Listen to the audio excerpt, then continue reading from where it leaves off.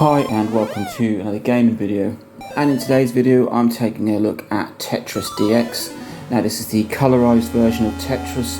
It was a launch title for the Game Boy Color, and what does it bring? Well, it's got the ability to save it, so your scores stay there permanently. It does bring some new modes, but everybody just wants to play Tetris, and it brings with it some new music, 3 types of music, which, to be fair, are a bit rubbish. It just doesn't have that same feel as the original Tetris music.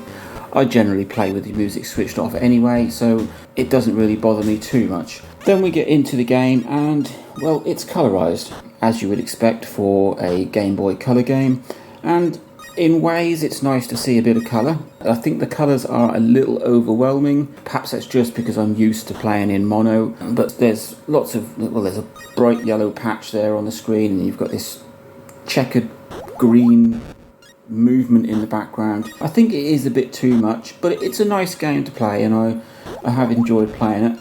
I do like the fact that each tetromino is its own different colour, and it just adds a little bit of pizzazz to the game. But then when you're playing Tetris, do you want a bit of pizzazz? Do you want all that distraction, or do you just want straightforward blocks coming down? Really, there isn't much more to say about it. It's Tetris, it's colour. I can see why they did it, because Tetris was so popular on the original Game Boy that they needed some sort of killer app for the Game Boy Color.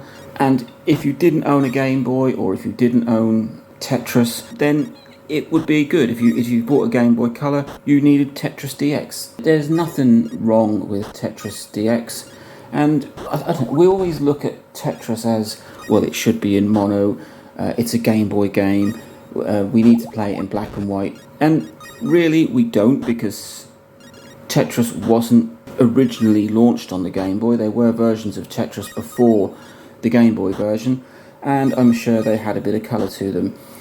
So this is Tetris DX, and like I said, it's a Game Boy Color game, but it is one of those black cartridges. It's a hybrid cartridge, so it will play on a Game Boy Color, but it will also play in mono on a Game Boy or a Game Boy Pocket.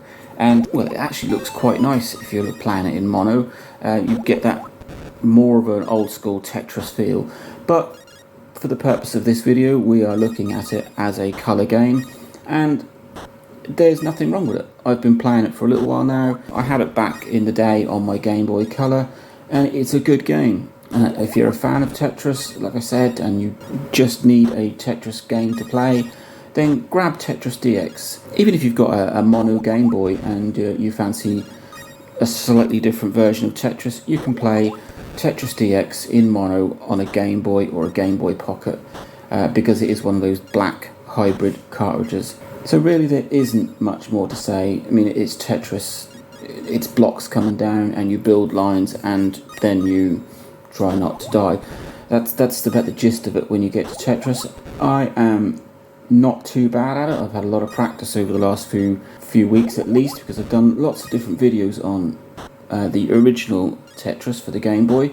So I thought it would be nice just to take a look at the colorized version that was released for the Game Boy Color.